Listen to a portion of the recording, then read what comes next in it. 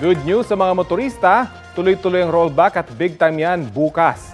Sa anunsyo ng Sea Oil at Clean Fuel, may 2 pesos and 45 centavos na bawas sa kada litro ng gasolina. 1 peso and 90 centavos naman para sa diesel.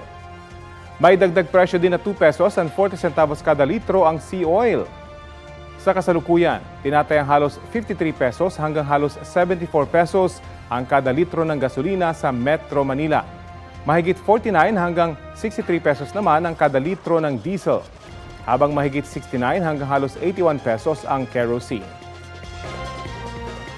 Kapuso, para sa mga maiinit na balita, mag-subscribe sa GMA Integrated News sa YouTube. Sa mga kapuso naman abroad, subaybayan nyo kami sa GMA Pinoy TV at sa www.gmanews.tv.